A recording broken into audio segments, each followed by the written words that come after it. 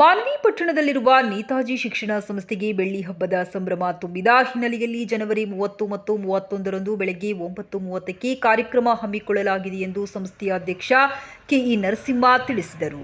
ರಾಯಚೂರು ಜಿಲ್ಲೆಯ ಮಾನ್ವಿ ಪಟ್ಟಣದ ನೇತಾಜಿ ಶಿಕ್ಷಣ ಸಂಸ್ಥೆಯಲ್ಲಿ ಮಂಗಳವಾರ ಸುದ್ದಿಗೋಷ್ಠಿಯಲ್ಲಿ ಮಾತನಾಡಿ, ಕಾರ್ಯಕ್ರಮವು 2 ದಿನಗಳ ಕಾಲ ನಡೆಯಲಿದ್ದು, ಕಳೆದ 25 ವರ್ಷಗಳಿಂದ ಸಂಸ್ಥೆಯಲ್ಲಿ ಕಲಿತು ಎಸ್ಎಸ್ಎಲ್ಸಿ ಮತ್ತು ಪಿಯುಸಿ ಮುಗಿಸಿ ಹೊರಹೋದ 2,000 ವಿದ್ಯಾರ್ಥಿಗಳು ಭಾಗವಹಿಸಲಿದ್ದಾರೆ ಎಂದರು. ಕಾರ್ಯಕ್ರಮವನ್ನು ಸಚಿವರು, ಶಾಸಕರು, ಮಾಜಿ ಶಾಸಕರು ಸೇರಿದಂತೆ ಗಣ್ಯರು ಉದ್ಘಾಟಿಸಲಿದ್ದು, ಇದೇ ವೇಳೆ ನಾಣ್ಯ ಪ್ರದರ್ಶನ, ಶಿಲ್ಪಕಲಾ ಪ್ರದರ್ಶನ, ಸಿರಿಧಾನ್ಯ ಪ್ರದರ್ಶನ, ವಿಜ್ಞಾನ ಮಾದರಿ ಪ್ರದರ್ಶನ ಸೇರಿದಂತೆ ನಾನಾ ಕಾರ್ಯಕ್ರಮ ನಡೆಯಲಿದೆ ಎಂದರು. 25ನೇ ವರ್ಷದ ಈ ಸಮಾರಂಭದಲ್ಲಿ ವಿಶೇಷವಾಗಿ ಬೆಳ್ಳಿ ಮಹೋತ್ಸವ ಅಂತೇಳಿ ಆಚರಣೆ ಮಾಡ್ತಾ ಇದ್ವಿ. ಪ್ರತಿ ವರ್ಷ ನಮ್ಮಲ್ಲಿ ಒಂದು ವರ್ಷ ನಾವು ಎಕ್ಸಿಬಿಷನ್ ಮಾಡಿದ್ರೆ, ಸೈನ್ಸ್ ಎಕ್ಸಿಬಿಷನ್ ಮಾಡಿದ್ರೆ, ಇನ್ನೊಂದು ವರ್ಷ ಆಲ್ಟರ್ನೇಟ್ ಆಗಿ ಶಾಲಾ ವಾರ್ಷಿಕೋತ್ಸವ ಮಾಡ್ತೀವಿ. ವಾರ್ಷಿಕೋತ್ಸವ ಮಾಡಿದಾಗ ಸೈನ್ಸ್ ಎಕ್ಸಿಬಿಷನ್ ಮಾಡೋದಿಲ್ಲ, ಸೈನ್ಸ್ ಎಕ್ಸಿಬಿಷನ್ ಮಾಡಿದಾಗ ವಾರ್ಷಿಕೋತ್ಸವ ಮಾಡೋದಿಲ್ಲ, ಹಂಗಿರುತ್ತೆ. ಆದರೆ ಈ ಸಾರಿ 25ನೇ ವರ್ಷ ಆಗಿರೋದ್ರಿಂದ ಇದು ಬೆಳ್ಳಿ ಸಂಭ್ರಮ ಅಂತೇಳಿ ಆಚರಣೆ ಮಾಡ್ತಾ ಇದ್ವಿ. ಈಗಾಗಲೇ ಅದಕ್ಕೆ ಸಂಬಂಧಪಟ್ಟಂತೆ ವಿದ್ಯಾರ್ಥಿಗಳಿಗೆ ಸ್ಪರ್ಧೆಗಳು, ಶಿಕ್ಷಕರಿಗೆ ವಿಶೇಷ ಚಟುವಟಿಕೆಗಳು ಮತ್ತು ಪಾಲಕರಿಗೆ ಸ್ಪರ್ಧೆಗಳು ನಡೆದಿದೆ. ಜೊತೆಗೆ ಈ ಬೆಳ್ಳಿ ಮಹೋತ್ಸವದ ಭಾಳ ಮುಖ್ಯವಾದ ಕಾರ್ಯಕ್ರಮ 2 ದಿನ ಇದೆ. ಇದೇ ಜನವರಿ 30ನೇ ತಾರೀಕು ಮತ್ತು 31ನೇ ತಾರೀಕು, ಗುರುವಾರ ಮತ್ತು ಶುಕ್ರವಾರ 2 ದಿನಗಳ ಕಾರ್ಯಕ್ರಮ ಇದೆ. ಮೊದಲನೇ ದಿನ ಹಳೆ ವಿದ್ಯಾರ್ಥಿಗಳ ಸ್ನೇಹ ಸಮ್ಮೇಳನ ಕಾರ್ಯಕ್ರಮ ಅಂತೇಳಿ ಮಾಡ್ತಾಯಿದ್ದೀವಿ. ನಮ್ಮ ಸ್ಕೂಲಲ್ಲಿ, ನಮ್ಮ ಸಂಸ್ಥೆಯಲ್ಲಿ ಕಳೆದ 25 ವರ್ಷಗಳಿಂದ ಸುಮಾರು 2,500-3 ಸಾವಿರ ಜನ ವಿದ್ಯಾರ್ಥಿಗಳು ಹೊರಗೆ ಹೋಗಿದ್ದಾರೆ. 10th ಮುಗಿಸ್ಕೊಂಡು, PU ಮುಗಿಸ್ಕೊಂಡು, ಕೆಲವರು 7th ಮುಗಿಸ್ಕೊಂಡು, ಹಾಗೆಲ್ಲ ಆ ವಿದ್ಯಾರ್ಥಿಗಳನ್ನೆಲ್ಲ ಸೇರಿಸ್ತಾ ಇದ್ದೀವಿ. ಅವರು ಕೂಡ ಭಾಳ ಆಸಕ್ತಿಯಿಂದ ಗ್ರೂಪ್ಗಳನ್ನು, ವಾಟ್ಸಪ್ ಗ್ರೂಪ್ಗಳನ್ನು ಮಾಡಿಕೊಂಡು ಈ ಕಾರ್ಯಕ್ರಮದ ಬಗ್ಗೆ ಭಾಳ ಉತ್ಸುಕತೆಯನ್ನು ತೋರ್ತಾ ಇದ್ದಾರೆ. 30ನೇ ತಾರೀಕು ಎಲ್ಲ ವಿದ್ಯಾರ್ಥಿಗಳು ಬರ್ತಾರೆ. ಅವ್ರದ್ದೇ ಅದು ವೇದಿಕೆ. ಬೆಳಗ್ಗೆ 9:30ವರೆಗೆ ಕಲ್ಮಠದ ಪೂಜ್ಯ ಶ್ರೀಗಳಿಂದ ಆ ಕಾರ್ಯಕ್ರಮ ದಿವ್ಯ ಸಾನ್ನಿಧ್ಯದಿಂದ ಚಾಲನೆ ದೊರೆಯಲಿದೆ. ಮಾಜಿ ಶಾಸಕರಾದಂಥ ರಾಜಾ ವೆಂಕಟಪ್ಪ ನಾಯಕ್ ಸರ್ ಅವರು ಆ ಕಾರ್ಯಕ್ರಮವನ್ನು ಉದ್ಘಾಟನೆ ಮಾಡ್ತಾರೆ. ಮತ್ತು ಈಗಾಗಲೇ ನಿಮ್ಮ ಕೈಗೆ ಆಹ್ವಾನ ಪತ್ರಿಕೆಯನ್ನು ಕೂಡ ಅದಕ್ಕೆ ಸಂಬಂಧಪಟ್ಟಂತೆ ಕೊಟ್ಟಿದ್ದೀನಿ.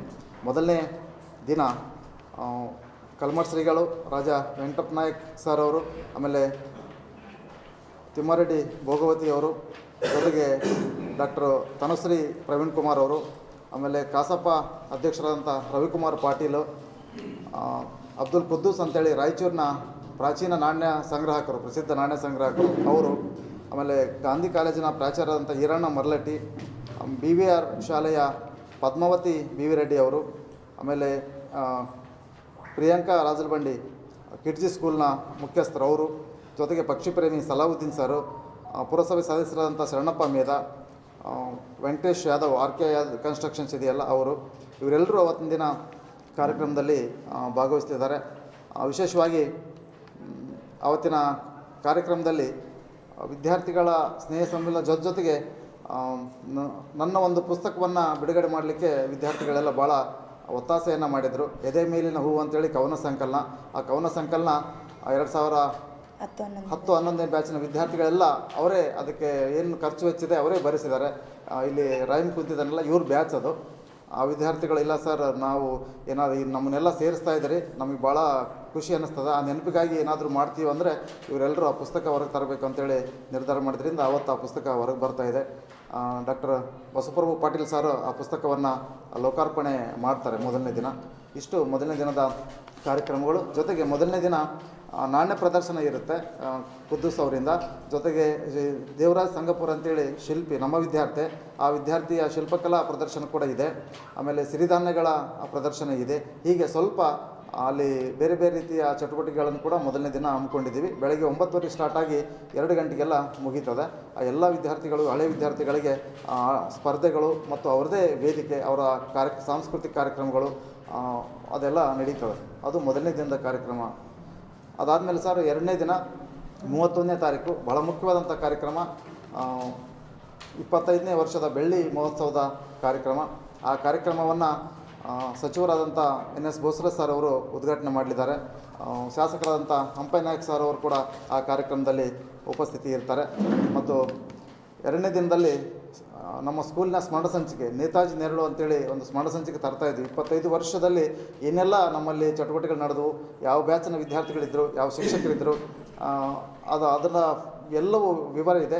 ಮತ್ತು ಮಾನವಿಯಲ್ಲಿರ್ತಕ್ಕಂಥ ಕೆಲವು ಆಸಕ್ತ ಗೆಳೆಯರು, ಸಾಹಿತಿಗಳು, ಬರಹಗಾರರು, ಚಿಂತಕರು ಲೇಖನಗಳನ್ನು ಕೂಡ ಬರೆದಿದ್ದಾರೆ. ಸಂಸ್ಥೆ ಬಗ್ಗೆಯೂ ಬರೆದಿದ್ದಾರೆ. ಬೇರೆ ಬೇರೆ ವಿಷಯಕ್ಕೆ ಸಂಬಂಧಪಟ್ಟ ಲೇಖನಗಳು ಕೂಡ ಅಲ್ಲೆಲ್ಲ ಇದ್ದಾವೆ. ಆ ಒಂದು ಸ್ಮರಣ ಸಂಚಿಕೆ ಬಿಡುಗಡೆ ಕೂಡ ಶಾಸಕರಿಂದ 31ನೇ ತಾರೀಕು ಆಗುತ್ತೆ.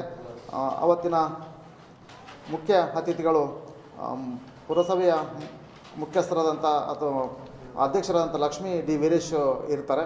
ಜೊತೆಗೆ M ಈರಣ್ಣ ಸರ್ ಅವರು ಇರ್ತಾರೆ, ಕಾಂಟ್ರಾಕ್ಟ್ರು, ಅಕ್ಬರ್ ಸಾಹಬು, ಜೊತೆಗೆ G ನಾಗರಾಜ್ ಮತ್ತು ಮಹಂತೇಶ್ ಸ್ವಾಮಿ ರೌಡೂರ್, ಮತ್ತು ವಿಶೇಷವಾಗಿ ಮಹಂತೇಶ್ ಮಸ್ಕಿ ಸರ್ ಅವತ್ತು ಸ್ಮರಣ ಸಂಚಿಕೆ ಕುರಿತು ಮಾತಾಡ್ತಾರೆ. ಮತ್ತು ರಮೇಶ್ ಬಾಬು ಯಾಳಗಿ ಬರಹಗಾರರು, ಸಾಹಿತಿಗಳು, ಅವರು ಆ ಸಂಸ್ಥೆ ನಡೆದು ಬಂದ ದಾರಿ ಕುರಿತು ಮಾತಾಡ್ತಾರೆ. ಇಲ್ಲಿ ರಮೇಶ್ ಬಾಬು ಯಾಳಗಿ ಸರ್ನ ಇನ್ನೊಂದು ಜವಾಬ್ದಾರಿ ಕೊಟ್ಟಿದ್ವಿ ನಾವು. ಇಡೀ ಸ್ಮರಣ ಸಂಚಿಕೆಯ ಸಂಪಾದಕರವರು ಭಾಳ 1-1.5 ತಿಂಗಳು ಆ ಸ್ಮರಣ ಸಂಚಿಕೆ ಬೇಕಾದಂಥ ಎಲ್ಲ ಕೆಲಸವನ್ನು, ಲೇಖನಗಳ ಸಂಗ್ರಹವನ್ನು ಅವರೇ ಮಾಡಿದ್ದಾರೆ. ಮತ್ತು ಲೇಖಕರಿಗೆ ಕೂಡ, ಬರಹಗಾರರಿಗೆ ಕೂಡ ಅವರೇ ಖುದ್ದಾಗಿ ಫೋನ್ ಮಾಡಿ ಆ ಬರಹಗಳನ್ನು ಕಲೆಕ್ಟ್ ಮಾಡಿದ್ದಾರೆ. ಮತ್ತು ಇವತ್ತಿನವರೆಗೂ, ಇವತ್ತು ಪೂರ್ತಿ ಆಯ್ತದು, ಇನ್ನೂ 3 ದಿನದಲ್ಲಿ ಎಲ್ಲ ಸಂಚಿಕೆಗಳು ಬರ್ತವೆ. ಆ ಎಲ್ಲ ಜವಾಬ್ದಾರಿ ಅವರೇ ವಹಿಸ್ಕೊಂಡಿದ್ದರು.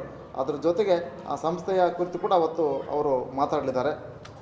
ವಿಶೇಷವಾಗಿ CPI ಸರ್ ಅವರು, ಜೊತೆಗೆ BO ಆದಂಥ ಚಂದ್ರಶೇಖರ್ ದೊಡ್ಡಮನಿ ಸರ್, ನಮ್ಮ T ನಾಗರಾಜ್ ಸರ್ ಮಾವನವರು, ಜೊತೆಗೆ ಖಾಸಗಿ ಶಿಕ್ಷಣ ಸಂಸ್ಥೆಗಳ ಒಕ್ಕೂಟದ ಅಧ್ಯಕ್ಷರಾದಂಥ ಶರ್ಫುದ್ದೀನ್ ಪೋತ್ನಾಳ್ ಅವರು, ಸಿದ್ಧಲಿಂಗಪ್ಪ ಕೊಟ್ನೇಕಲ್ ವಕೀಲರು, ಆಮೇಲೆ ಈ ನಮ್ಮ ವಾರ್ಡಿನ ಪುರಸಭೆ ಸದಸ್ಯರಾದಂಥ ಬಸವರಾಜ್ ಭಜಂತ್ರಿ, ಇವರೆಲ್ಲರೂ ಅವತ್ತಿನ ಕಾರ್ಯಕ್ರಮದಲ್ಲಿ ಇದ್ದಾರೆ. ವಿಶೇಷವಾಗಿ ವೀರ ಹನುಮಂತ್ ಸರ್ ಕೂಡ ಕಾರ್ಯಕ್ರಮಕ್ಕೆ ಆಗಮಿಸ್ತಾರೆ. ಅವರು ಕೂಡ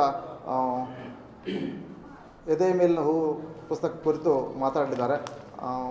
ಇಷ್ಟು 2 ದಿನದ ಕಾರ್ಯಕ್ರಮಗಳು. ಈ ವೇದಿಕೆ ಕಾರ್ಯಕ್ರಮ ಮುಗಿದ ಮೇಲೆ ನಮ್ಮ ಪ್ರೈಮರಿ, ಹೈಸ್ಕೂಲ್ ಮತ್ತು PU ಕಾಲೇಜಿನ ವಿದ್ಯಾರ್ಥಿಗಳಿಂದ ನಾಟಕ ಮತ್ತು ಇತರ ನೃತ್ಯ ಕಲೆಗಳು ಕೂಡ ಇದ್ದಾವೆ. ಭಾಳ ಅದ್ಭುತವಾದಂಥ ಸಾಂಸ್ಕೃತಿಕ ಕಾರ್ಯಕ್ರಮಗಳನ್ನು ಕಳೆದ 1 ವಾರದಿಂದ ನಮ್ಮ ಶಿಕ್ಷಕರೆಲ್ಲ ಅದಕ್ಕೆ ಗೈಡ್ ಮಾಡ್ತಾ ಇದ್ದಾರೆ. ಅವತ್ತು 7-7:30ಗೆ ವೇದಿಕೆ ಕಾರ್ಯಕ್ರಮ ಮುಗೀತದೆ ಸರ್. ಅದಾದಮೇಲೆ ಸಾಂಸ್ಕೃತಿಕ ಕಾರ್ಯಕ್ರಮಗಳು ಪ್ರಾರಂಭವಾಗ್ತವೆ. ಪಾಲಕರು, ವಿದ್ಯಾರ್ಥಿಗಳು ಮತ್ತು